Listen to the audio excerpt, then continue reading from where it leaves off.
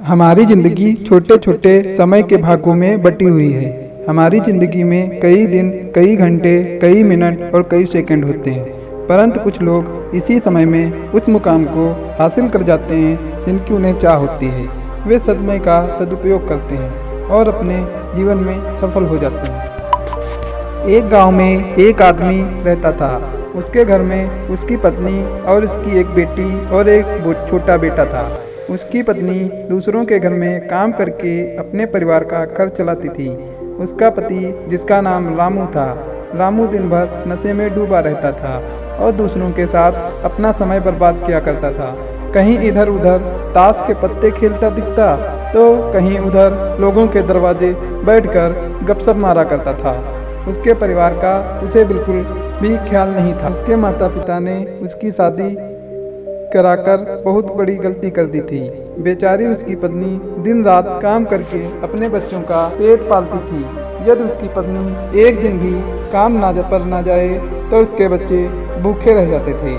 इसलिए उसकी पत्नी प्रत्येक दिन दूसरों के वहाँ काम करती थी। लेकिन रामू को इन सब बातों से कोई फर्क नहीं पड़ता था। उसे बस अपना समय बर्बाद करके हंसी मजाक और पत्ते खेलने में बहुत मजा आता था। शाम को शराब पीकर घर आकर जोर जोर से अपनी पत्नी को चिल्लाता था। कई बार उसने अपनी पत्नी को मारा भी था, लेकिन अब उसकी पत्नी करे भी तो क्या करे।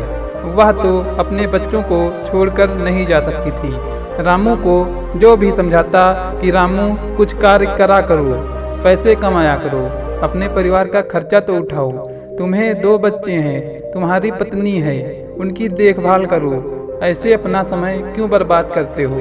रामू उनके ऊपर बिगड़ जाता था और कहता था, तुम्हें इनसे लेना देना क्या, मैं कुछ भी करूं, यह मेरा जीवन है, मैं तुम्हारे घर में खाता हूं क्या हैं? इसके कारण कोई भी गांव का सदस्य इससे इस विषय में बात नहीं करता था। वह सुबह खाकर निकल जाता था और रात में शराब पीकर आता था और अपनी बीवी के ऊपर गुस्सा करता था। ऐसा ही कुछ दिनों तक चलता रहा। कुछ दिनों बाद संसार में एक ऐसी बीमारी ने जन्म लिया जो मानव जाति के लिए अत्यधिक खतरनाक थी। चारों तरफ उस बीमारी का कहर था। आप सब जानते होंगे, मैं कोरोना वायरस की बात कर रहा हूँ।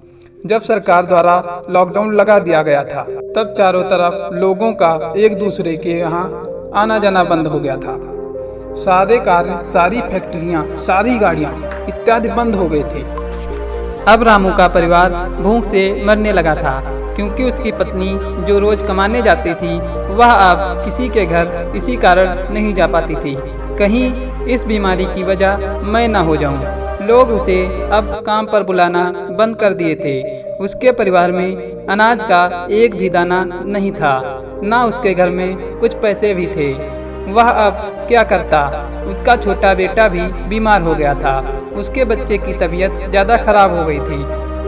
तब भी रामू को समझ आया कि अपने परिवार को ध्यान देना चाहिए।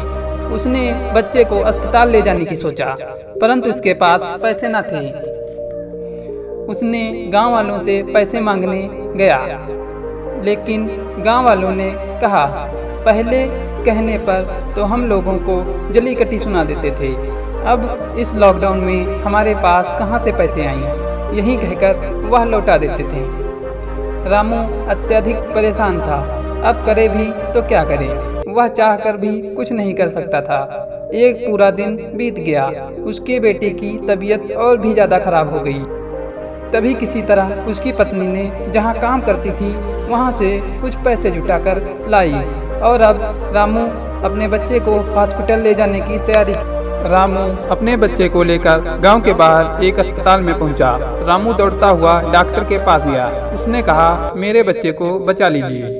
डॉक्टर साहब ने सारे इंस्ट्रूमेंट लगाकर चेक किया, तब उसका बेटा मर चुका था। डॉक्टर साहब ने यह बात रामू से कहा, यदि तुम अपने बच्चे को 10 से 15 घंटे पहले ले आते तो मैं तुम्हारे बच्चे को बचा लेता। मुझे बहुत दुखी होकर कहना पड़ रहा है कि मैं तुम्हारे बच्चे को बचा न सका।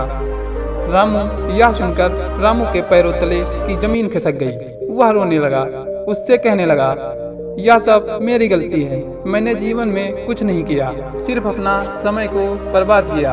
यदि आज मेरे पास पैसे हो जाते तो मैं अपने बेटे को हॉस्पिटल जल्दी ले आता और मेरा बेटा बच जाता।